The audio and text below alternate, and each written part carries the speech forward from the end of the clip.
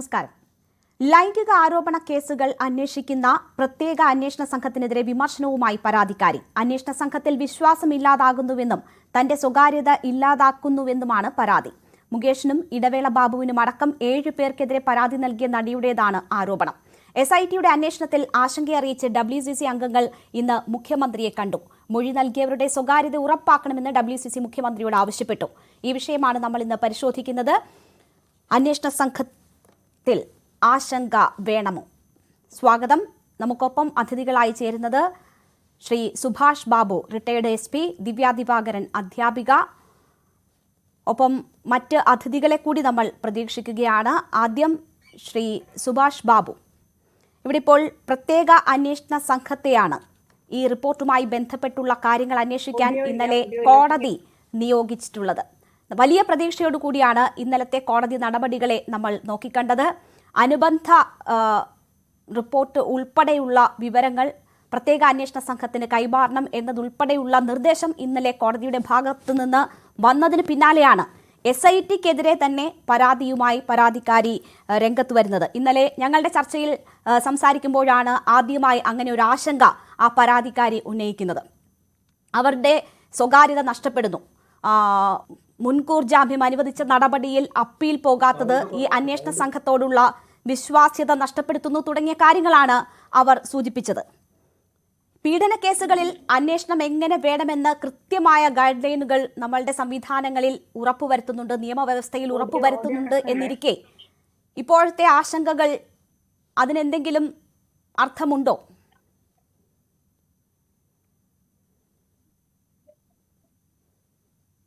ശ്രീ സുഭാഷ് ബാബു, കേൾക്കാമോ? Hello, sound കുറവാണല്ലോ, കേൾക്കുന്നില്ല. ഞാൻ ചോദിക്കുന്നത് കേൾക്കുന്നുണ്ടോ?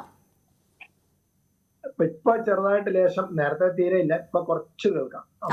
ഇപ്പോൾ ഈ SITയുടെ അന്വേഷണത്തിനെതിരെ തന്നെ ചില ആശങ്കകൾ അറിയിച്ചിരിക്കുകയാണ് ഒരു പരാതിക്കാരി. അവരുടെ സ്വകാര്യത മാനിക്കപ്പെടുന്നില്ല എന്ന ഒരു കാര്യം സൂചിപ്പിക്കുന്നുണ്ട്. മുൻകൂർ ജാമ്യം ലഭിച്ചപ്പോൾ അപ്പീൽ പോകാതിരുന്ന നടപടി വിശ്വാസം നഷ്ടപ്പെടുത്തി എന്നത് പറയുന്നുണ്ട്. അത്തരം അവിശ്വാസത്തിന്റെ സാഹചര്യം ഉണ്ടോ? തീർച്ചയായിട്ടും ഉണ്ട്. കാരണം എന്താന്ന് വെച്ചാല് ആന്റിസിപ്പേറ്ററി ബെയിലിന് പോയി. ആന്റിസിപ്പേറ്ററി ബെയിൽ കിട്ടിക്കഴിഞ്ഞാൽ സ്വാഭാവികമായിട്ടും അതിനൊരു അപ്പീൽ പോകേണ്ടതാണ്.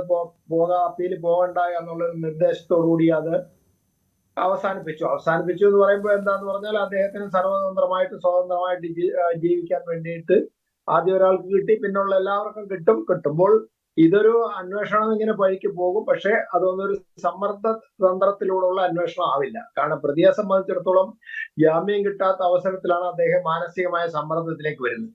അങ്ങനെ മാനസികമായ സമ്മർദ്ദത്തിൽ വരാനുള്ള സാഹചര്യം ബെയിൽ കിട്ടാത്തപ്പോഴാണ്. പക്ഷെ ബെയിൽ കിട്ടിക്കഴിഞ്ഞാൽ അതോടുകൂടി എന്താ പറഞ്ഞാൽ അദ്ദേഹത്തിന്റെ പ്രശ്നങ്ങൾ പകുതി ശേഷിച്ചു. അതോടുകൂടി അദ്ദേഹത്തിന് ആ കേസുകളിൽ നിന്ന് രക്ഷപ്പെടുന്നതിന് ഉതകുന്ന രീതിയിൽ എന്തൊക്കെ ചെയ്യാൻ സാധിക്കൂ എന്നുള്ളത് അദ്ദേഹത്തിനും അദ്ദേഹത്തിന്റെ സഹായികൾക്കും തീരുമാനിച്ച് പ്രവർത്തിക്കാൻ സാധിക്കുന്നതാണ്. അപ്പൊ അതുകൊണ്ട് ഈ കേസിനെ സംബന്ധിച്ചോളം ഇതുവരെ കേസെടുക്കാതിരുന്നു. 4.25 വർഷം ഏകദേശം ആകുന്നു. അത്രയായിട്ട് ഈ കേസുകൾ എടുക്കാതിരിക്കുന്നു. ആ എടുക്കാതിരിക്കുന്ന അവസരത്തില് ഇപ്പോൾ ചെയ്ത കാര്യങ്ങളൊക്കെ, ഇപ്പൊ ഹൈക്കോടതി പറഞ്ഞപ്പോൾ ചെയ്ത കാര്യങ്ങളൊക്കെ ഈ റിപ്പോർട്ട് കിട്ടിയ കാലത്ത് തന്നെ ചെയ്യാമായിരുന്നു. അത് ചെയ്യിക്കാതിരിക്കുകയും ചെയ്തതാണ് ഇതിന്റെ പ്രധാനപ്പെട്ട വീഴ്ച. അപ്പൊ അങ്ങനെ വരുമ്പോൾ തന്നെ അവിടെ അതിനുശേഷം ഇതിപ്പോ ഒരു ഗത്യന്തരമില്ലാതെ കേസുകൾ രജിസ്റ്റർ ചെയ്യുന്നു. ആ കേസുകൾ രജിസ്റ്റർ ചെയ്തതിന്റെ പശ്ചാത്തലത്തിൽ അന്വേഷണം നടത്തുന്നു. അന്വേഷണം നടത്തുമ്പോൾ ആ അന്വേഷണ സംഘം തന്നെ ചില ആളുകൾ പറയുന്നത് കേട്ടിരുന്നു.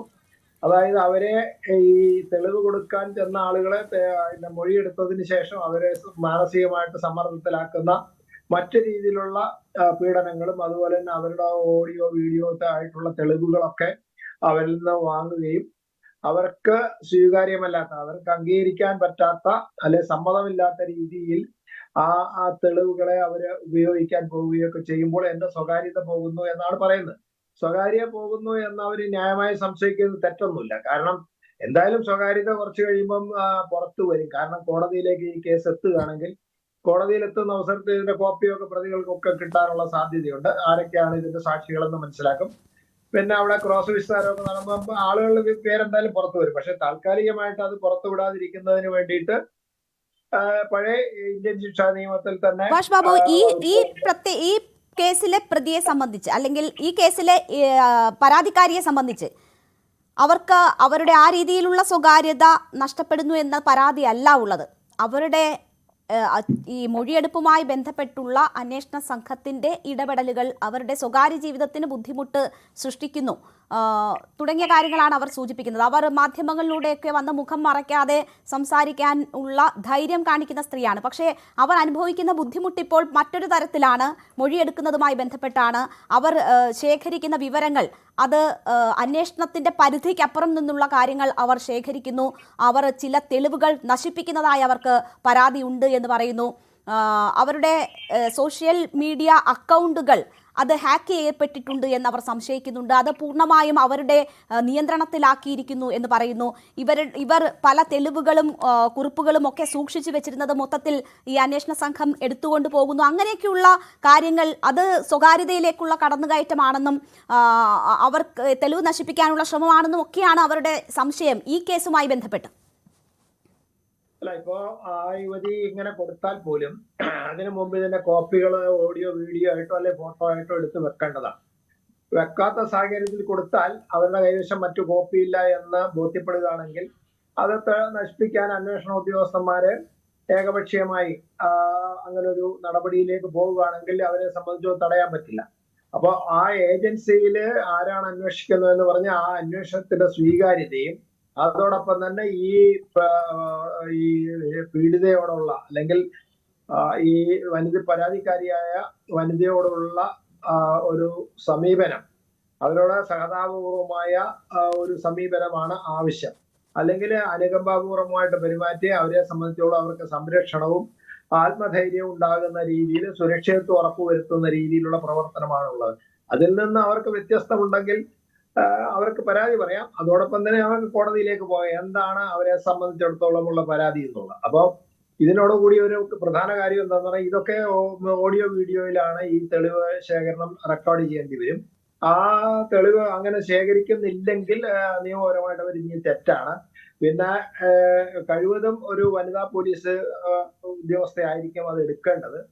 അത് അല്ലെങ്കിൽ അവിടെ പൂർണ്ണമായിട്ടും അങ്ങനെയുള്ള ഒരു വനിതാ പോലീസിന്റെ ഒന്നിൽ കൂടുതലോ വനിതാ പോലീസിന്റെ സാന്നിധ്യം ഉറപ്പുവരുത്തേണ്ടതുണ്ട്. അതെ, സ്പെഷ്യൽ ഇൻവെസ്റ്റിഗേഷൻ ടീമിൽ അത്തരം വനിതാ ഉദ്യോഗസ്ഥർ ഉൾപ്പെടെ ഉൾപ്പെട്ടിട്ടുണ്ട് എങ്കിൽ പോലും അവരിൽ നിന്ന് ഉൾപ്പെടെ ഇതാണ് സമീപനം എന്നതാണ് പരാതിക്കാരി സൂചിപ്പിക്കുന്നത്. ഞാൻ താങ്കളിലേക്ക് തിരിച്ചെത്താം. ശ്രീമതി ദിവ്യ ദിവാകരൻ, ഇവിടെ ഇപ്പോൾ ഇന്നലത്തെ കോടതി ഉത്തരവോടുകൂടി ഇനി എല്ലാ പ്രതീക്ഷയും SITയിൽ എന്ന നിലയ്ക്കാണ് കാര്യങ്ങൾ മാറിയിരിക്കുന്നത്. SIT ആയിരിക്കും ഇനി ഈ കേസുകൾ എങ്ങനെ മുന്നോട്ട് കൊണ്ടുപോകണമെന്ന കാര്യത്തിൽ തുടർ നടപടികൾ ഉൾപ്പെടെ സ്വീകരിക്കേണ്ടത്.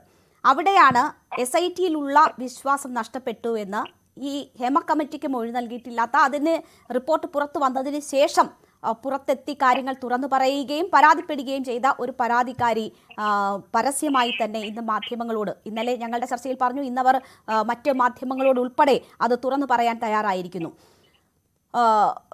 ഈ സാഹചര്യത്തെ താങ്കൾ എങ്ങനെയാണ് നോക്കിക്കാണുന്നത്? ഇനി മറ്റ് മൊഴികൾ ഉൾപ്പെടെയുള്ള കാര്യങ്ങൾ പരിശോധിക്കുന്നത് ഈ പ്രത്യേക സംഘമാണെന്നിരിക്കെ ഇതുവരെ റിപ്പോർട്ട് ചെയ്യപ്പെട്ടിട്ടുള്ള കേസുകളിൽ പരാതിക്കാരോടുള്ള അവരുടെ ഇടപെടൽ സംശയകരമാണ്.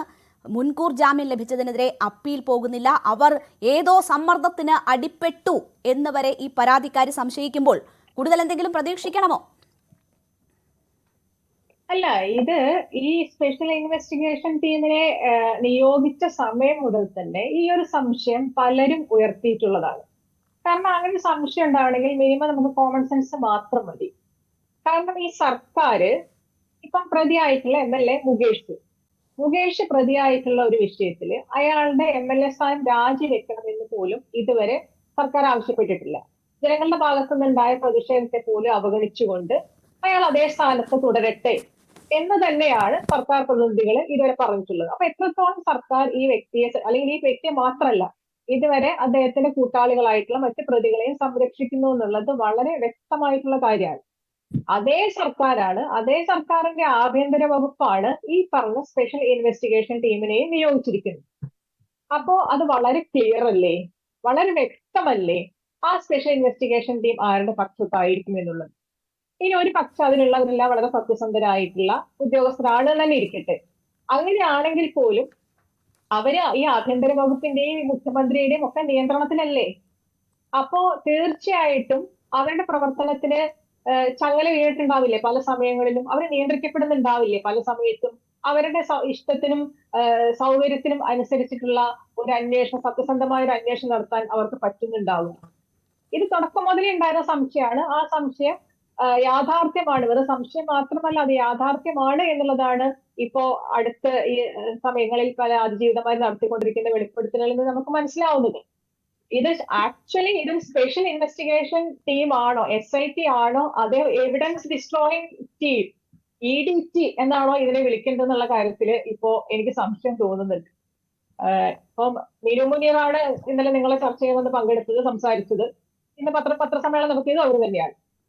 പക്ഷെ അവർ പറയുന്ന കൃത്യമായിട്ടുള്ള കാര്യങ്ങൾ എന്ന് പറഞ്ഞു കഴിഞ്ഞാൽ, എന്റെ ലാപ്പിൽ നിന്നും മൊബൈൽ ഫോണിൽ നിന്നും ഒക്കെ എവിഡൻസ് കളക്ട് ചെയ്തോട്ടെ, ഞാൻ കൊടുക്കാം. പക്ഷെ എന്തിനാണ് ഡിലീറ്റ് ചെയ്ത് കളയുന്നത്?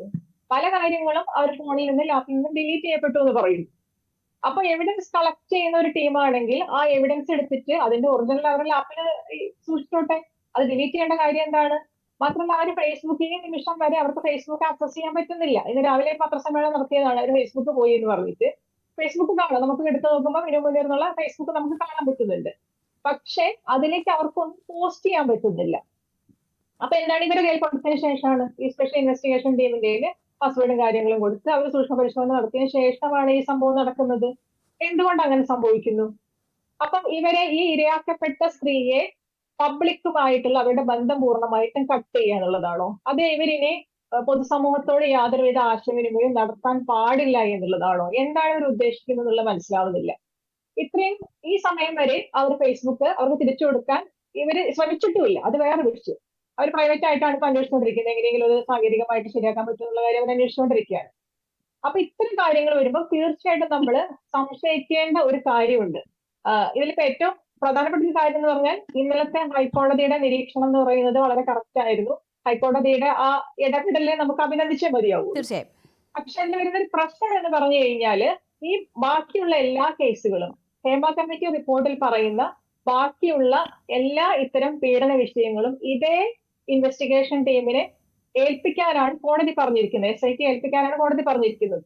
പക്ഷെ ഇങ്ങനെ ഒരു സാഹചര്യത്തിൽ, ഇങ്ങനെ സംശയകരമായ ഒരു അവസ്ഥയിൽ നിൽക്കുന്ന ഈ അന്വേഷണ സംഘത്തിന്റെ കയ്യിലേക്ക് ബാക്കി കേസുകളും കൂടി നൽകി കഴിഞ്ഞു കഴിഞ്ഞാൽ എന്ത് സംഭവിക്കും എന്നുള്ളതിനെ കുറിച്ച് നമ്മൾ തീർച്ചയായും അങ്ങനെ ഒരു ആശങ്കയുണ്ട് എന്നതാണ് ദിവ്യ സൂചിപ്പിക്കുന്നത്. നമുക്കൊപ്പം ഇപ്പോൾ പരാതിക്കാരി കൂടി ചേരുകയാണ്. നിവിൻ പോളിക്കെതിരെ പരാതി നൽകിയ പെൺകുട്ടിയാണ് നമുക്കൊപ്പം ഇപ്പോൾ ചേരുന്നത്. നേരത്തെ അന്വേഷണ സംഘത്തിന് മുന്നിലെത്തി മൊഴി നൽകുന്നത് ഉൾപ്പെടെയുള്ള നടപടികൾ അവർ പൂർത്തിയാക്കിയിരുന്നു. അവരുടെ അനുഭവം എന്താണ് എന്ന് നമുക്ക് ചോദിക്കാം. എന്നെ കേൾക്കാമോ? കേൾക്കാം. ഇവിടെ ഇപ്പോൾ മുകേഷിനെതിരെ പരാതി നൽകിയ പരാതിക്കാരിയാണ് ഇന്ന് മാധ്യമങ്ങളെ കണ്ട് അവർ അനുഭവിക്കുന്ന ബുദ്ധിമുട്ടുകൾ വിവരിച്ചത്. അവരുടെ സ്വകാര്യത നഷ്ടപ്പെടുന്നു എന്നതുൾപ്പെടെയുള്ള കാര്യങ്ങൾ അവർ സൂചിപ്പിച്ചു. താങ്കൾ ഈ അന്വേഷണ സംഘത്തിന്റെ മുന്നിൽ ഹാജരാവുകയും മൊഴി നൽകുകയും ഉൾപ്പെടെയുള്ള നടപടികൾ ചെയ്തു വരികയാണല്ലോ. താങ്കളുടെ അനുഭവം എന്താണ്? അതായത് ഇതേ സെയിം അവസ്ഥയാണ്. ആദ്യം നമുക്കൊരു വിശ്വാസം ഉണ്ടായിരുന്നു. ഇപ്പം നമുക്ക് ആ വിശ്വാസം നഷ്ടപ്പെട്ടിരിക്കുകയാണ്. കാരണം എന്റെ FIR ഡേറ്റ് വരെ, ഞാൻ പറഞ്ഞ ഡേറ്റ് വരെയാണ് ഇതിന് കൃത്രിമം നടന്നിരിക്കുന്നത്. അപ്പൊ ആ ഡേറ്റ് ഒന്നും ഇപ്പൊ കാര്യമാക്കണ്ട, നിങ്ങൾ കോടതിയിൽ മൊഴി കൊടുക്കുന്ന ഡേറ്റ് ആണ് നിലവിൽ വരുവുള്ളൂ എന്നും പറയുന്നുണ്ട്. ഞാൻ ഈ ഡേറ്റ് സംബന്ധിച്ച് ഞാൻ അനിതാ മാഡത്തെ കാണാൻ ട്രിവാൻഡ്രം പോയിരുന്നു. അവിടെയും പറഞ്ഞത് സിസ്റ്റം എറർ ആയിരിക്കും, അതുകൊണ്ടായിരിക്കും ഇങ്ങനെയൊക്കെ വന്നതെന്നാണ് പറഞ്ഞത്. നമ്മൾ പരാതി കൊടുത്ത നമ്മളിപ്പം ഒരു കുറ്റക്കാരി, അവര് നമ്മളിപ്പോ ഒരു കുറ്റക്കാരി എന്ന മട്ടിലാണ് കാണുന്നത്.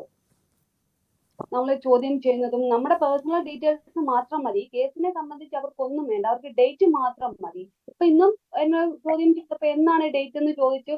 കുറെ തവണ പറഞ്ഞു. ഞാൻ പറഞ്ഞു എനിക്കിപ്പോ വിശ്വാസമില്ല ഈ ടീമിൽ, അതുകൊണ്ട് ഞാൻ കോടതിയിൽ കറക്റ്റ് ഡേറ്റ് പറഞ്ഞോളാം എന്ന് പറഞ്ഞു. നിങ്ങളുടെ കേസ് സംബന്ധിച്ച് നോക്കുകയാണെങ്കിൽ തീയതി വളരെ പ്രധാനപ്പെട്ടതാണ്. താങ്കൾ ഒരു ചാനലിൽ പറഞ്ഞ തീയതി ആയുധമാക്കിക്കൊണ്ട് അത് തെളിവായി സ്വീകരിക്കണം എന്ന് പറഞ്ഞുകൊണ്ടാണ് ഈ ആരോപണ വിധേയനായ വ്യക്തി തന്നെ ഈ കേസിൽ നിന്ന് ഒഴിവാക്കണം എന്നതുൾപ്പെടെയുള്ള കാര്യങ്ങൾ ആവശ്യപ്പെടുന്നത്.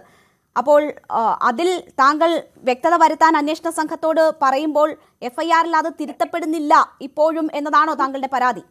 ഡേറ്റ് എന്ന് വെച്ചാൽ നവംബർ 2 തൊട്ട് 6 വരെയാണ് ഫസ്റ്റ്, പിന്നെ ഡിസംബർ 6 തൊട്ട് 17 വരെയാണ്. അതിൽ ഈ നവംബർ തൊട്ട് ഡിസംബർ 15 വരെ കണ്ടിന്യൂ ചെയ്തങ്ങ് കൊടുത്തേക്കുവാണ്. ഞാൻ അങ്ങനെ ഒരു ഡേറ്റ് അവിടെ പറഞ്ഞിട്ടില്ല. ഇവർ തന്നെ ആ ഒരു ഡേറ്റ്, അതായത് നവംബർ തൊട്ട് ഡിസംബർ 15 വരെ, അതായത് ഞാൻ പറഞ്ഞത് ഡിസംബർ 6 തൊട്ട് 17 വരെയാണ്. ആ ഒരു ഡേറ്റ് അവിടെ ഇല്ല.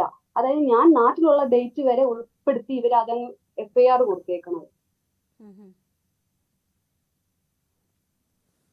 പ്രതിയെ രക്ഷപ്പെടുത്തണോ എന്തോന്ന് അറിയത്തില്ല. ഈ ഒരു ഡേറ്റ് കഴിഞ്ഞ് മാധ്യമങ്ങളിലെല്ലാം ചർച്ചയായി.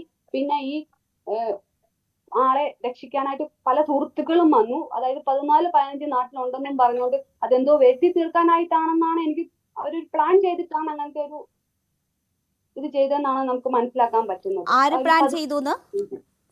അതായത് ആ പ്രതിയെ രക്ഷിക്കാൻ വേണ്ടിയിട്ടാണ് ഞാൻ പറഞ്ഞ ഡേറ്റ് വരെ മാറ്റി FIR-ൽ ഉൾപ്പെടുത്തിയേക്കുന്നതെന്നാണ് എനിക്ക് മനസ്സിലാക്കാൻ പറ്റിയത്. ആ ഒരു ഇൻസിഡന്റ് മാത്രമാണോ താങ്കൾക്ക് ഒരു മോശം അനുഭവമായി അന്വേഷണ സംഘത്തിന്റെ ഭാഗത്തു നിന്നും നേരിട്ടത്? അതല്ല, വേറെ ഒത്തിരി പേര് പരാതികൾ കൊടുത്തിട്ടുണ്ട്. പക്ഷെ എന്നെ സോഷ്യൽ മീഡിയയിൽ വഴി ഇത്രയും എന്നെയും എന്റെ ഹസ്ബൻഡിനെയും വെച്ച് സോഷ്യൽ മീഡിയ ഒന്നടക്കം PR വർക്ക് ചെയ്ത് ഇവർ മൊത്തം അത് നമ്മളെ മാനസികമായിട്ട് തളർത്തി കളയുകയാണ്. പിന്നെ ഇവർക്ക് അറിയേണ്ടത് നമ്മുടെ ഫിനാൻഷ്യൽ ബാക്ക്ഗ്രൗണ്ട് ആയിട്ടാണ്. അതായത് ഞാൻ കല്യാണം കഴിഞ്ഞപ്പോൾ തൊട്ടുള്ള ഡീറ്റെയിൽസ് ആണ് ഇവർക്ക് വേണ്ടത്. എന്റെ ഒരു ഫോൺ അവര് ചോദ്യം ചെയ്യാൻ വന്നപ്പോൾ, അവർ മൊഴി എടുക്കാൻ വന്നപ്പോൾ ഒരു ഫോൺ എടുത്തെടുത്ത് പോയി. ഇത്രയും ദിവസമായിട്ട് അവർ അത് ഒന്നും ചെയ്തിട്ടില്ല. ഞാൻ ഇന്നും ചെന്നപ്പോൾ എന്റെ ഫോൺ തിരിച്ചു തരാമോ എന്ന് ചോദിച്ചപ്പോൾ അവർ ഇതുവരെ അത് ഒന്നും ചെയ്തിട്ടില്ല, അത് കോടതിയിൽ ഹാജരാക്കാമെന്നൊക്കെ പറഞ്ഞ് അവർ ഒഴിവുകേട് പറയുവാണ്. ഞാൻ ചോദിച്ചു, ഇത്രയും സമയം കൊണ്ട് നിങ്ങൾക്ക് ഇത് എടുക്കാൻ പറ്റത്തില്ലേ? അപ്പൊ അവരത് ഒഴിവുകേട് പറയുവാണ്. അപ്പൊ ഞാൻ ചോദിച്ചു, ഇപ്പൊ പ്രതി, അതായത് മറുവാശത്തുള്ളവരുടെ ഫോണുകളോ എന്തെങ്കിലും നിങ്ങൾ മേടിച്ചോ എന്ന് ചോദിച്ചപ്പോ അതൊക്കെ ഇത് കഴിഞ്ഞതിന് ശേഷമാണെന്നാണ് പറയുന്നത്.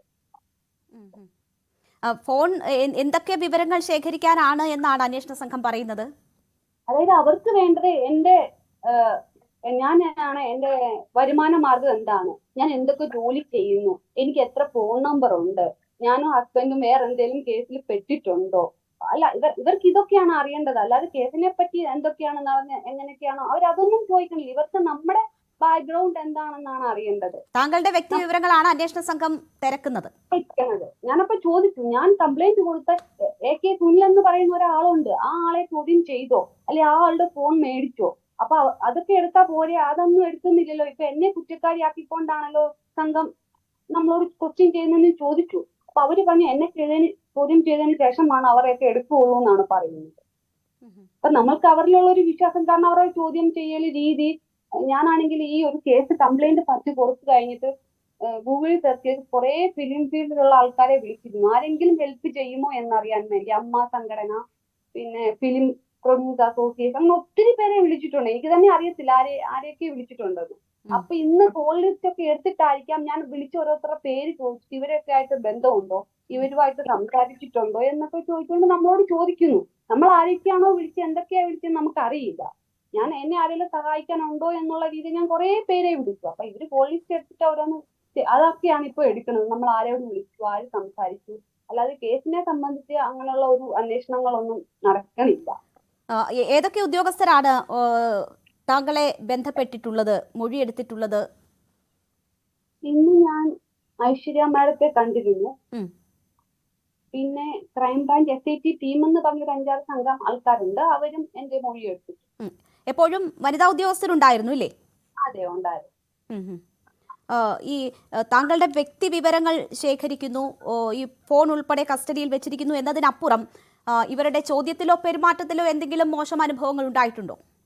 അങ്ങനെ നമ്മളോട് മോശമായിട്ടൊന്നും പറഞ്ഞിട്ടില്ല. പക്ഷെ നമുക്ക് എന്തൊക്കെയോ നമ്മളോട് ഈ ആൾക്കാർ പറഞ്ഞ പോലൊക്കെ ചെയ്യുന്ന പോലെ ഫീൽ ചെയ്യുന്നു. കാരണം നമ്മളെ കുറ്റക്കാരിയാക്കാനായിട്ടൊരു ശ്രമം നടക്കുന്നുണ്ടോന്നൊരു തോന്നുന്നു.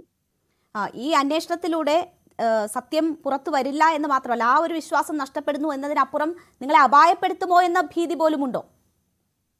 അതെനിക്ക് പേടിയുണ്ട്. കാരണം ഇവര് പറഞ്ഞേക്കുന്നത് നമ്മളെ അപായപ്പെടുത്തുമെന്ന് ഇതിനു മുമ്പ് പറഞ്ഞിട്ടുണ്ട്. അത് വെച്ചിട്ടൊരു പേടിയുണ്ട്. വ്യക്തമായില്ല. നമ്മളെ ഭീഷണിപ്പെടുത്തി നേരത്തെ പറഞ്ഞിട്ടുണ്ട്, നമ്മളെ കൊന്നുകളയും, അങ്ങനെ ഭീഷണിപ്പെടുത്തിയിട്ടുണ്ട്. അപ്പൊ അങ്ങനെ വെച്ചിട്ട് ഒരു പേടിയുണ്ട്, എന്തെങ്കിലും പറ്റുമോ സംഭവിക്കുമോ എന്നുള്ള ഒരു പേടിയുണ്ട്. അത് ഈ പരാതി നൽകിയവരെ കുറിച്ച് അല്ലേ? അതെ. ഞാൻ ചോദിച്ചത് അന്വേഷണ സംഘത്തെ കുറിച്ചാണ്. ഈ അന്വേഷണ സംഘം അവർ നിങ്ങൾക്ക് ഇതിന്റെ സത്യം തെളിയിക്കുന്നതിൽ സഹായകമാകും എന്ന് നിങ്ങൾക്ക് ഇപ്പോൾ പ്രതീക്ഷയില്ല? ഇല്ല, പ്രതീക്ഷയില്ല. അതിനപ്പുറം നിങ്ങളെ അപായപ്പെടുത്തുമോ എന്നൊരു ഭീതി കൂടി ഉണ്ടോ? മീൻസ് അപായപ്പെടുത്തുക എന്ന് വെച്ചാൽ നിങ്ങൾക്കെതിരെ ഈ കേസ് തിരിയുമോ എന്ന തരത്തിലൊരു സംശയമുണ്ടോ? അതെ, ഞങ്ങൾക്കെതിരെ ഈ കേസ് തിരിയുമെന്ന് സംശയമുണ്ട്. ഇനിയിപ്പോൾ എന്താണ് ഇതിൽ നിങ്ങൾ അന്വേഷണ സംഘത്തോട് സഹകരിക്കാൻ തന്നെയല്ലേ തീരുമാനം? ഇങ്ങനെയൊക്കെയാണ് സാഹചര്യങ്ങളെങ്കിലും നിങ്ങൾ നല്ല രീതിയിൽ ഈ അന്വേഷണവുമായി സഹകരിക്കുന്നില്ലേ? ഞങ്ങൾ നമ്മുടെ രീതിയിൽ നല്ല രീതിക്ക് അന്വേഷണ സംഘത്തോട് സഹകരിക്കുന്നുണ്ട്. ഇത് കൂടാതെ ഞാൻ ദുബായ് ഷെയ്ഖിന് ഒരു മെയിൽ ചെയ്ത് എന്റെ ഈ കേസ് ഒന്ന് തെളിയിക്കാൻ, അതായത് അവിടെ എവിഡൻസ് ഉണ്ടല്ലോ, CCTV, അവിടുത്തെ ഹോട്ടലിൽ CCTV ഉണ്ട്, ആ റൂമിൽ ഇതൊക്കെയുണ്ട്. അപ്പൊ ഞാൻ ഒരു മെയിൽ ചെയ്യണമെന്ന് വിചാരിച്ചിരിക്കുന്നു. ഞാൻ ഇങ്ങനെ ചെയ്യാൻ വേണ്ടി പോകുന്നു. കാരണം എനിക്ക് കേരള ഗവൺമെന്റിൽ വിശ്വാസമില്ല. കാരണം നമ്മളെ കുറ്റക്കാരാക്കിക്കൊണ്ടാണ് അവരുടെ സംസാരവും രീതിയും. ഇതുകൊണ്ടാണ് ഒത്തിരി പേര് പെട്ടുകിടപ്പുണ്ട്, ഒത്തിരി സ്ത്രീകൾ ഇതിനകത്ത് പെട്ടുകിടപ്പുണ്ട്. ആരും പുറത്ത് പറയാതെ ഇരിക്കുന്നത് ഈ ഒറ്റ കാരണങ്ങൾ കൊണ്ടാണ്. അതായത് സമൂഹം, സോഷ്യൽ മീഡിയ, മറ്റുള്ളവരും വേറൊരു കണ്ണും കൊണ്ട് നമ്മളാണ് കുറ്റം ചെയ്തതെന്നുള്ള രീതിയിലാണ് പൊതുസമൂഹം നമ്മളെ വിലയിരുത്തുന്നത്. അതുകൊണ്ട് ഒത്തിരി പേര് പുറത്ത് പറയാതെ കഴിയുന്നുണ്ട്. ഇപ്പൊ ഞാൻ വന്നതിൽ തന്നെ എനിക്ക് എന്തോരം മാനസിക ബുദ്ധിമുട്ടും പ്രശ്നങ്ങളുമായി ഉണ്ടായിട്ടുണ്ടെന്നറിയാമോ? എന്നെ മാനസികരോഗി വരെ ആക്കിയിട്ടുണ്ട് സത്യം പുറത്ത് പറഞ്ഞതിൽ.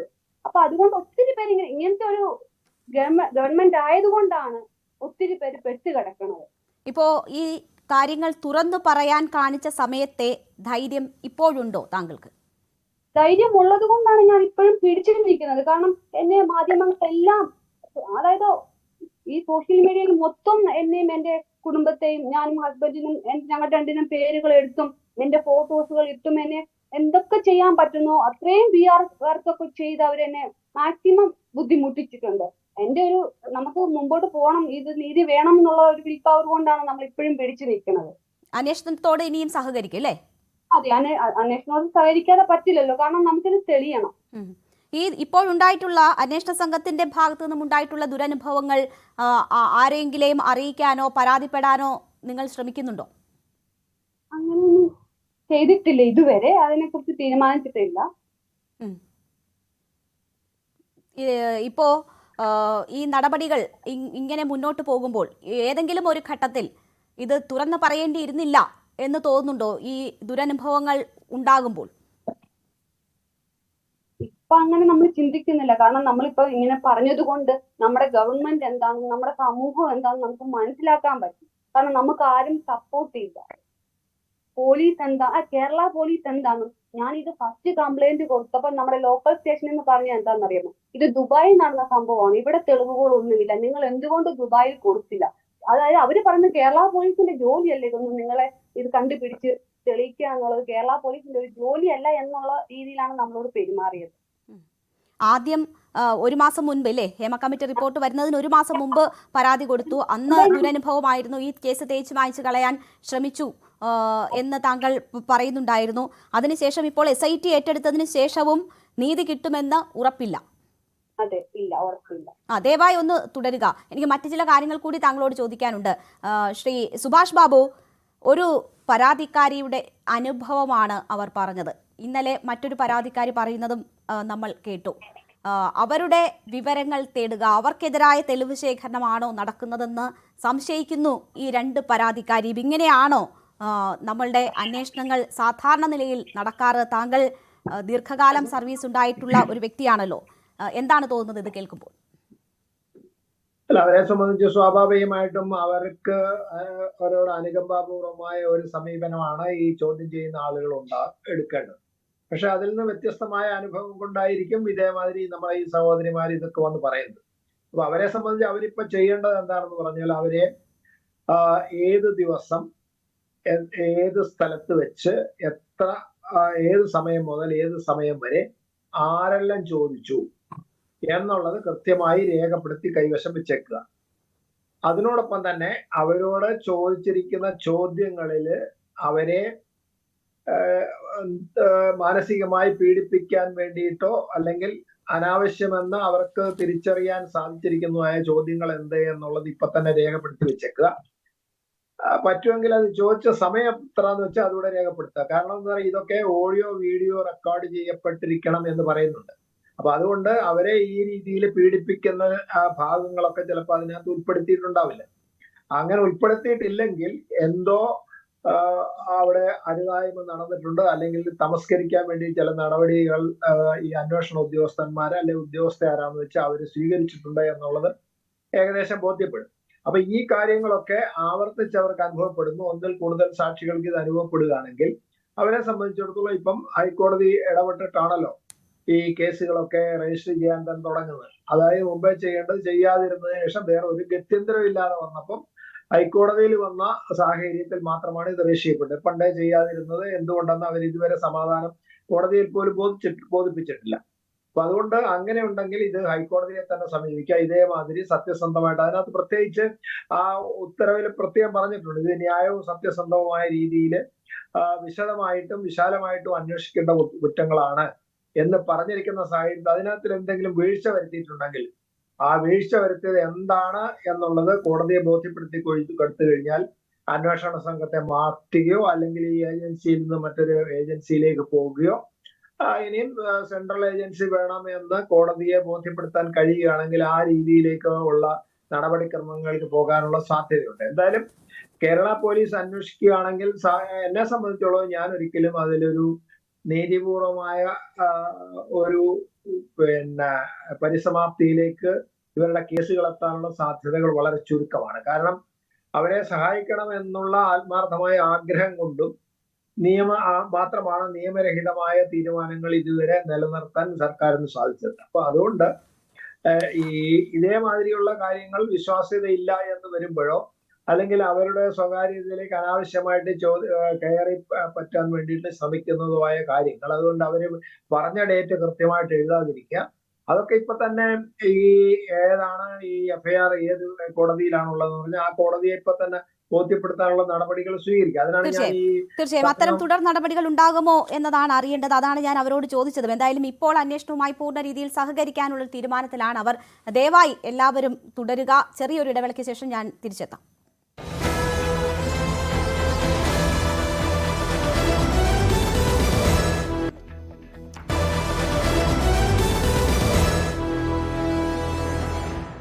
വീണ്ടും ചർച്ചയിലേക്ക്.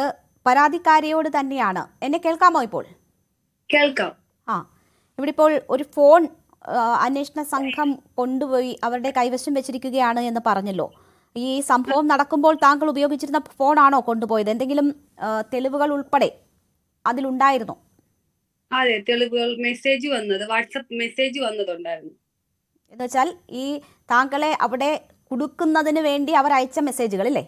അല്ല, എന്നോട് ഇവര് എന്നെ ഭീഷണിപ്പെടുത്തിയോ എന്ന് ചോദിച്ചു. തിരിച്ചു ചെല്ലാൻ പറഞ്ഞുകൊണ്ട് ഭീഷണിപ്പെടുത്തിയായിരുന്നു. മെസ്സേജ് അയച്ച് തിരിച്ചു ദുബായിക്ക് ചെല്ലാൻ പറഞ്ഞുകൊണ്ട് ആ ഒരു, പിന്നെ കോളുകൾ വന്ന ലിസ്റ്റ് ഒക്കെ ഉണ്ട്. അപ്പോ അതൊക്കെ നഷ്ടപ്പെടുമോ എന്ന ആശങ്കയാണോ താങ്കൾക്ക് ഇപ്പോൾ ഉള്ളത്?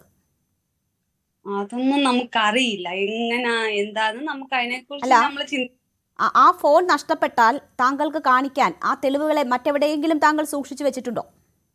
ഇല്ല, ഞാൻ വേറെ ഒന്നും. പെട്ടെന്ന് നമ്മള് വീട്ടില് ഇതിന് വന്നപ്പം ആ ഫോൺ തന്നേക്കെന്ന് പറഞ്ഞ് അങ്ങനെ മേടിച്ചോണ്ട് പോകും. നമ്മൾ അങ്ങനെ സൂക്ഷിച്ചു വെക്കാനായിട്ട് അങ്ങനെ ഒന്നും എടുത്തില്ലായിരുന്നു.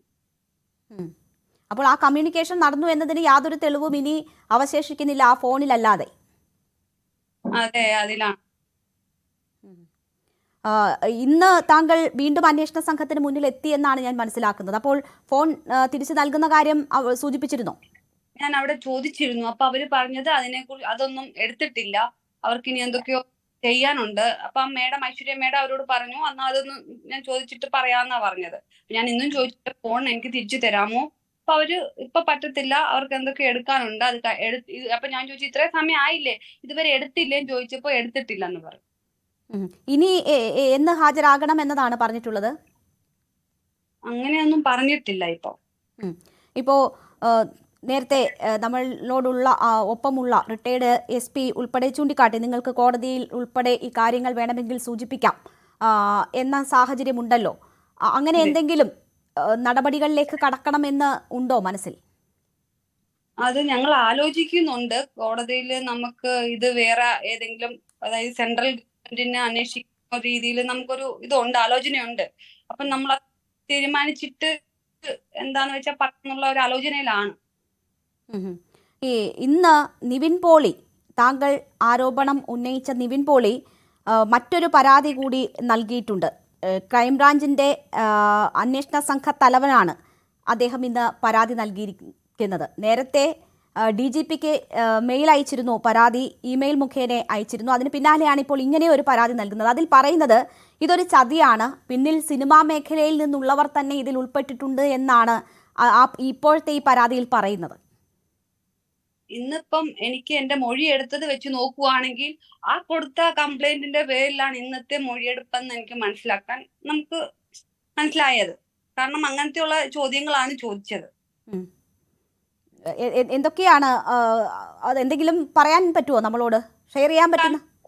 എനിക്ക് ഏതെങ്കിലും ഞാൻ ഇതിനു മുമ്പ് ഏതെങ്കിലും ഫിലിമിൽ അഭിനയിച്ചിട്ടുണ്ടോ, ഏതെങ്കിലും ഫിലിം ഡയറക്ടർ, പ്രൊഡ്യൂസർ അങ്ങനെ വേറെ ആരെങ്കിലും പരിചയമുണ്ടോ, ഫിലിം ഫീൽഡിൽ ആരെങ്കിലുമായിട്ട് ബന്ധമുണ്ടോ, പിന്നെ എനിക്ക് എത്ര അക്കൗണ്ട് ഉണ്ട്, അല്ലെ എന്റെ ബാങ്ക് സ്റ്റേറ്റ്മെന്റ് വേണം, അങ്ങനെയുള്ള രീതികളിലാണ് എനിക്ക് എത്ര ഫോൺ നമ്പർ ഉണ്ട്, ആരെയൊക്കെ വിളിക്കുന്നു, അങ്ങനെയൊക്കെ ഉള്ള രീതിയിലുള്ള ചോദ്യം ചെയ്യലായിരുന്നു ഇന്നുണ്ടായിരുന്നത്. എന്തുകൊണ്ടായിരിക്കും ഇതൊരു ചതിയാണെന്നും അതിന് സിനിമാ മേഖലയിൽ നിന്ന് തന്നെ ആളുകൾ ഉൾപ്പെട്ടിട്ടുണ്ടാകും എന്നും ഒരു പരാതി വരുന്നത് ഏത് സാഹചര്യത്തിലായിരിക്കും? താങ്കൾക്ക് എന്താണ് തോന്നുന്നത്? എനിക്കത് മനസ്സിലായില്ലേ ചോദ്യം. അല്ല, ഇപ്പോൾ ഈ താങ്കൾ ആരോപണം ഉന്നയിച്ച നിവിൻ പോളി പറയുന്നു സിനിമയിലുള്ളവർ തന്നെയാണ് ഇതിന് പിന്നിൽ, അങ്ങനെ ഒരു ഗൂഢാലോചനയുണ്ട്, അതിന്റെ ഭാഗമായിട്ടാണ് ഈ പരാതി ഉയരുന്നത് എന്ന് താങ്കൾ ആരോപണം ഉന്നയിച്ച ആൾ പറയണമെങ്കിൽ അതിന് പിന്നിലുള്ള കാരണം എന്തായിരിക്കുമെന്നാണ് താങ്കൾ സംശയിക്കുന്നത്? ആ വ്യക്തിക്ക് ചിലപ്പം ഫിലിം ഫീൽഡിൽ ബന്ധമുള്ള ആരോ ശത്രുക്കൾ ഉണ്ടാവും. എനിക്ക് ആരുമില്ല ശത്രുക്കള്. ഞാൻ അവിടെയും ചോദിച്ചത്, ഈ നിവിൻ എന്ന് പറയുന്ന വ്യക്തി ലാസ്റ്റ് കിടക്കുന്നു. ഞാൻ ഒന്നാമത് എന്റെ കേസിൽ കൊടുത്തേക്കുന്ന AK സുനിൽ എന്ന് പറയുന്ന പ്രൊഡ്യൂസറാണ്. അദ്ദേഹം ഇതുവരെ വെളിയിൽ വന്നിട്ടില്ല. ഈ വ്യക്തിയെ പരിചയപ്പെട്ടതിന് ശേഷമാണ് ഈ നിവിൻ എന്ന് പറയുന്ന ആളെ ഞാൻ പരിചയപ്പെടുന്നത്. അവരിൽ നിന്നൊന്നും വിവരങ്ങൾ ശേഖരിക്കുന്നില്ല എന്നതാണോ? അതായത് ഞാൻ കൊടുത്ത കംപ്ലൈന്റിലെ ഒന്നാം പ്രതിയായ വ്യക്തി ഇതുവരെ പുറത്തു വന്നിട്ടില്ല. നിവിൻ മാത്രമാണ് വന്നേക്കുന്നത്. അപ്പൊ ഇവരെയൊക്കെ വിളിച്ച് അന്വേഷിക്കാതെ എന്നെ മാത്രമാണ് ഇപ്പോഴും ചോദ്യം ചെയ്തുകൊണ്ടിരിക്കുന്നത്. ഇവരെ ഒന്നും വിളിക്കുകയോ ചോദ്യം ചെയ്യുകയോ ഒന്നും ചെയ്തതായിട്ട് എനിക്ക് അറിവില്ല. പാസ്പോർട്ടും വെരിഫിക്കേഷൻ ചെയ്തു എന്നാണ് അറിയാൻ പറ്റിയത്. ഇപ്പം ഞാൻ കൊടുത്ത പാസ്പോർട്ടിൽ ദുബായിലില്ലെങ്കിൽ ചിലപ്പോ എന്നെ എപ്പോഴേ പിടിച്ച് കേരള പോലീസ് അകത്താക്കിയേനെ. ഞാൻ കള്ളത്തരം പറഞ്ഞോണ്ട് ചെന്നെങ്കിൽ ആന്നും പറഞ്ഞോണ്ട്. കാരണം അവരുടെ പാസ്പോർട്ട് വെരിഫിക്കേഷൻ ചെയ്തപ്പോ അവര് ഞാൻ പറഞ്ഞ ഡേറ്റിൽ അവിടെ ഉണ്ടല്ലോ, അതുകൊണ്ടല്ലേ ഞാൻ പുറത്തിരിക്കുന്നത്. ഈ സിനിമാ മേഖലയുമായി ബന്ധപ്പെട്ടുള്ളൊരു ഗൂഢാലോചന ആരോപിക്കണമെങ്കിൽ താങ്കൾക്ക് അവരോട് സഹകരിക്കുന്നത് തന്നെ സിനിമയിൽ അവസരം കിട്ടുമോ എന്ന് പ്രതീക്ഷിച്ചായിരുന്നു. പക്ഷേ അത് നടന്നില്ല. അതിന് മുൻപോ ശേഷമോ എപ്പോഴെങ്കിലും ഏതെങ്കിലും തരത്തിൽ സിനിമാക്കാരുമായി ബന്ധമോ അങ്ങനെ എന്തെങ്കിലും ഉണ്ടോ? എന്തുകൊണ്ടായിരിക്കും അങ്ങനെ ഒരു ആരോപണം താങ്കൾക്കെതിരെ ഉന്നയിക്കുന്നത്? എനിക്ക് ആ ഫീൽഡിൽ സുനിലെന്ന് പറയുന്ന വ്യക്തിനെയാണ്, ഈ പ്രൊഡ്യൂസറിനെയാണ് പരിചയം. പുള്ളി മുഖാന്തരമാണ് ഇതൊക്കെ ഇപ്പൊ ഈ സംഭവങ്ങൾ ഇത്രയും ഉണ്ടായത്. ഇതൊക്കെയാണ് പ്രശ്നങ്ങൾ ഉണ്ടാക്കി ഇത്രയും ആകേണ്ടത്. അല്ലാതെ എനിക്ക് വേറെ ആൾക്കാർ എന്തോമില്ല. എനിക്ക് ഫിലിം ഫീൽഡിൽ ശത്രുക്കളൊന്നുമില്ല. നിയമ നടപടിയുമായി മുന്നോട്ട് പോകാൻ തന്നെയാണോ തീരുമാനം? നിയമം അത് മുമ്പോട്ട് അതുപോലെ തന്നെ പോകട്ടെ എന്നാണ് ഞാൻ വിചാരിക്കുന്നത്. കാരണം ഞാൻ സഹകരണ സംഘവുമായിട്ട് അവര് പറയുന്നതെല്ലാം ചോദ്യം ചെയ്യലും ഞാൻ അവര് പറയുന്ന ഡേറ്റിൽ പോകുന്നു. അവര് പറയുന്ന പോലെ തന്നെയാണ് ഞാൻ മുമ്പോട്ട് പോകുന്നത്. ഞാൻ വേറെ അതായത് ഒളിവിൽ പോവും അങ്ങനെ ഒന്നും ചെയ്തിട്ടില്ല. ഒരു ഘട്ടത്തിലും ഇതിൽ നിന്ന് പിന്തിരിയില്ല? ഇല്ല, ഞാൻ മുമ്പോട്ട് തന്നെയാണ് പോകുന്നത്. ഈ ഡേറ്റ് സംബന്ധിച്ചുള്ള ആശയക്കുഴപ്പങ്ങളാണ് താങ്കൾക്ക് സമൂഹ മാധ്യമത്തിൽ ഉൾപ്പെടെ വലിയ രീതിയിൽ വിമർശനവും അല്ലെങ്കിൽ ആ രീതിയിൽ ബുദ്ധിമുട്ടുണ്ടാക്കുന്ന തരത്തിലുള്ള സാഹചര്യങ്ങളും ഒക്കെ ഉണ്ടാക്കിയത്. അതിൽ താങ്കൾ ഒരു വ്യക്തത വരുത്തിയതാണ്. എങ്കിൽ പോലും എന്തുകൊണ്ട് അങ്ങനെ തീയതികൾ മാറിപ്പോയി, അങ്ങനെ ഒരു സാഹചര്യം ഉണ്ടായി? അത് ഞാൻ പറഞ്ഞ ഡേറ്റ് അവർ കറക്റ്റ് എടുത്തിട്ടില്ല. ഞാൻ പറഞ്ഞല്ലോ, ഇതെന്തോ അജണ്ട ആയിരിക്കാം, ഇന്ന 15-ാം തീയതി വരെ എന്ന് മാത്രം അവർ അതിൽ FIR രേഖപ്പെടുത്തിയത്. അത് നമുക്കറിയത്തില്ല എന്തുകൊണ്ട് അങ്ങനെ സംഭവിച്ചു എന്ന്. എനിക്കിപ്പോ ഏകമുള്ള ഒരു വഴി, ഞാൻ ദുബായിലെ ഭരണാധികാരിക്ക് ഒരു മെയിൽ അയക്കാൻ പോവുകയാണ്. നമ്മളിങ്ങനെ ഒരു കേസുമായിട്ട് ബന്ധപ്പെട്ട് നടക്കുന്നു, കേരള ഗവൺമെന്റിന് അതിനെക്കുറിച്ച് അന്വേഷണം അട്ടിമറിക്കുന്നു എന്നുള്ള രീതിയിൽ ഞാൻ അതൊരു അവിടോട്ടൊരു മെയിൽ അയക്കാൻ പോവുകയാണ്. അവർക്ക് എന്നെ ഹെൽപ്പ് ചെയ്യാൻ പറ്റുമെന്നാണ് എൻ്റെ ഒരു വിശ്വാസം. ഈ താങ്കൾ ഒരു ചാനലിനോട് പറഞ്ഞ തീയതിയിൽ അവർ ഇവിടെ ഉണ്ട്, ഈ നടൻ കേരളത്തിലുണ്ട് എന്നതാണ് അവർ ഈ കേസിൽ നിന്ന് ഒഴിവാക്കണമെന്ന് ഉൾപ്പെടെ പറയാൻ കാരണമായി ചൂണ്ടിക്കാട്ടുന്ന കാര്യം. യഥാർത്ഥ തീയതികൾ ഏതാണ് എന്ന് താങ്കൾക്ക് വെളിപ്പെടുത്താമോ? ഇപ്പോൾ ഞാൻ നവംബർ 2 തൊട്ട് 6 വരെയും ഡിസംബർ 6 തൊട്ട് 17 വരെയും എന്നുള്ള ഡേറ്റ് ആണ് ഞാൻ പറഞ്ഞേക്കണത്. അതായത് ഫസ്റ്റ് മൊഴി കൊടുത്ത ഡേറ്റിൽ അതാണ് ഞാൻ പറഞ്ഞത്. അപ്പൊ അവരത് ചെയ്തേക്കുന്നത് നവംബർ 1 തൊട്ട് 15-ാം തീയതി വരെ കണ്ടിന്യൂ ചെയ്തങ്ങ് കൊടുത്തേക്കുവാണ്.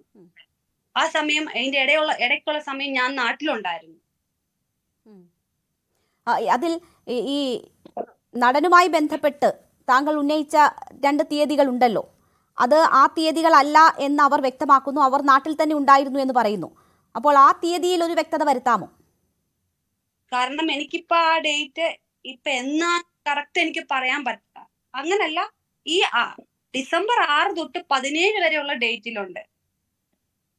മനസ്സിലായോ ഞാൻ പറയുന്നത്? മനസ്സിലായി. അപ്പൊ എനിക്ക് ഈ 14-15 തീയതികളിൽ നാട്ടിലുണ്ടെന്ന് പറയുന്നു ഈ നടൻ. ബാക്കിയുള്ള ദിവസങ്ങളിൽ എവിടായെന്ന് അതിനെ കുറിച്ച് ആൾക്കാരൊന്നും പറഞ്ഞുകൊണ്ട് വരുന്നില്ല. ഈ 14-ന് ഈ മുമ്പ് എവിടെയായിരുന്നു, ഈ 14-15-ന് ശേഷം എവിടെയായിരുന്നു, അതിനെക്കുറിച്ച് ഇതുവരെ വന്നിട്ടില്ല. അപ്പോൾ താങ്കൾ പറയുന്നത് 14-നും 15-നും അല്ല, 16-നെന്നാണോ? അതോ അങ്ങനെ ഞാൻ പറഞ്ഞത് ഈ 14-15 തീയതികളിൽ മാത്രമാണ് ആ വ്യക്തി നാട്ടിലുണ്ടായിരുന്നത്. ബാക്കി ഞാൻ കംപ്ലൈന്റ് കൊടുത്ത നവംബർ 2 തൊട്ട് 6 വരെയും ഡിസംബർ 6 തൊട്ടുള്ള 17 വരെ, ഈ 14-നും 15-നും കളഞ്ഞിട്ട് ബാക്കിയുള്ള ദിവസങ്ങളിൽ ഈ നടൻ എവിടെയായിരുന്നു? അപ്പോൾ ആരും പറഞ്ഞുകൊണ്ട് വന്നില്ല പുള്ളി ഇവിടെ ഉണ്ട് നാട്ടിലുണ്ടെന്നൊന്നും ആരും ഇതുവരെ ഫ്രണ്ട്സ് ആരും പറഞ്ഞുകൊണ്ട് വന്നിട്ടില്ല.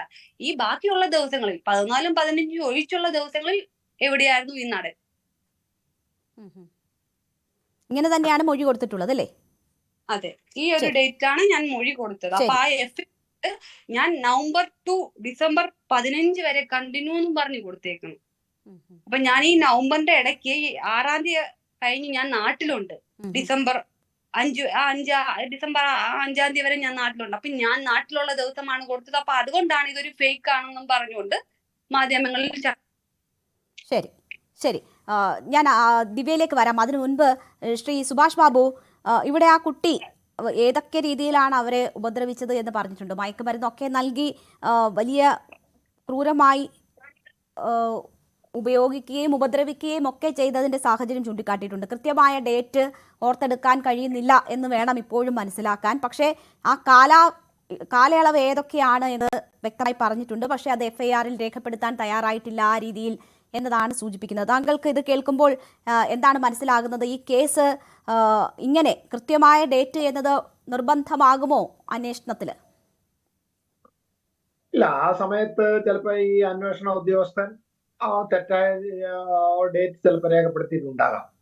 അത് തെറ്റിദ്ധാരണ കൊണ്ടോ അതല്ലെങ്കിൽ ഇവരുടെ ഏതെങ്കിലും നാക്കുപിഴവ് കൊണ്ടോ വല്ലോ അദ്ദേഹം എഴുതുമ്പോൾ പറ്റിയ പെശകാണ്.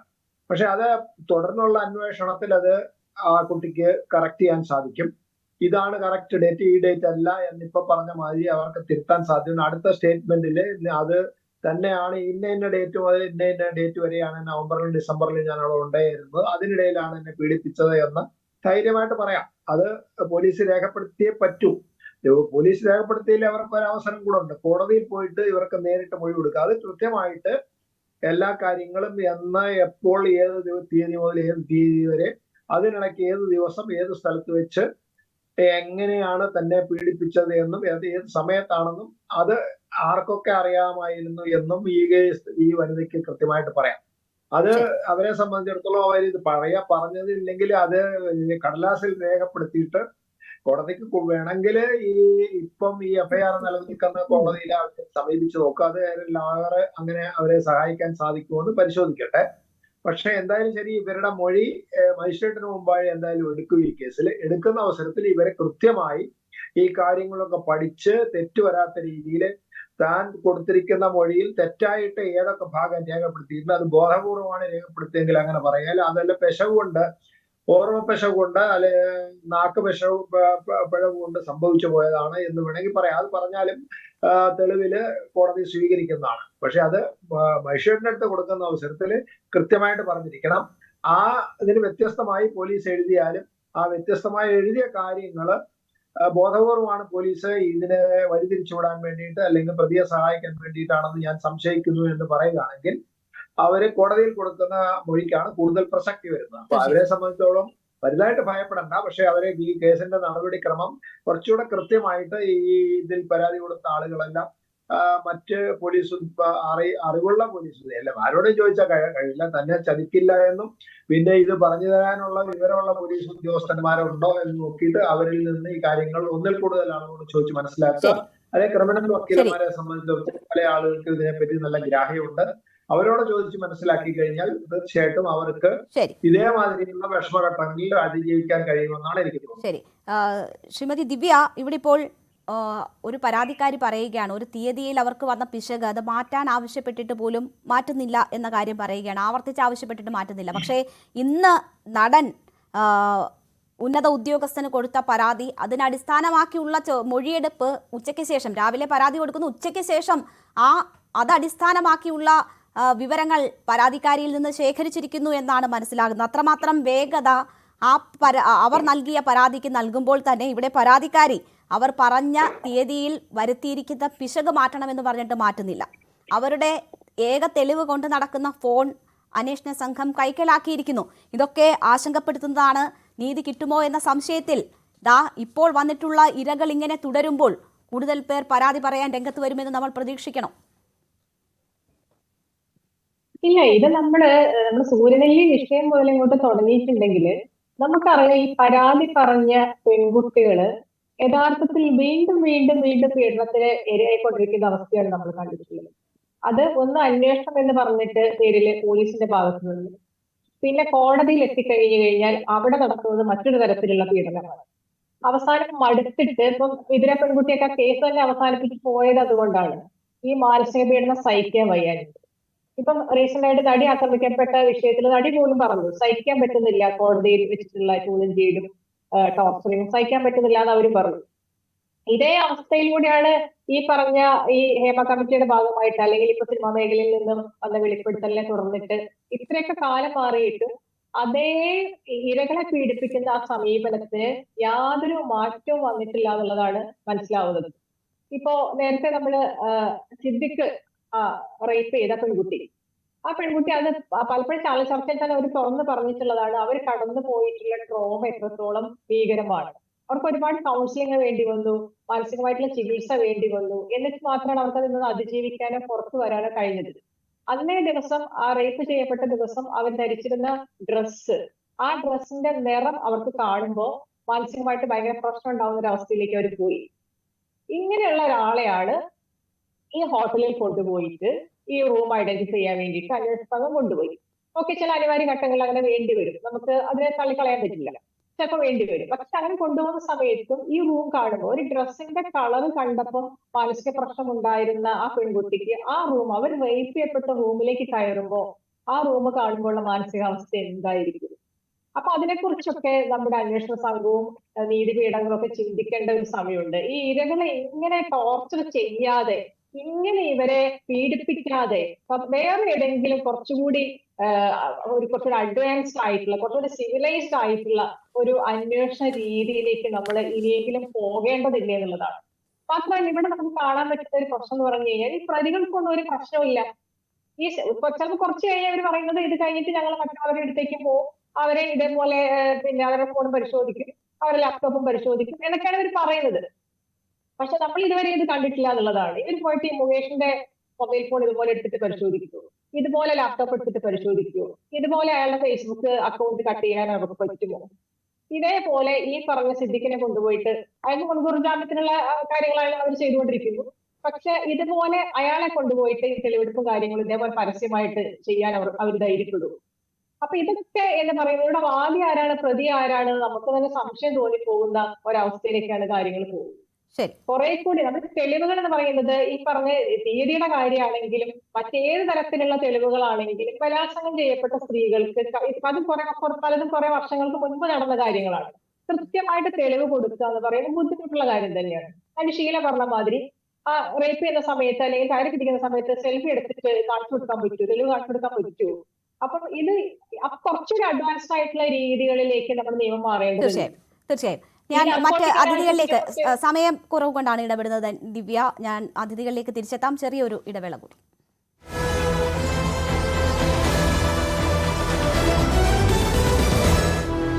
ആലപ്പുഴ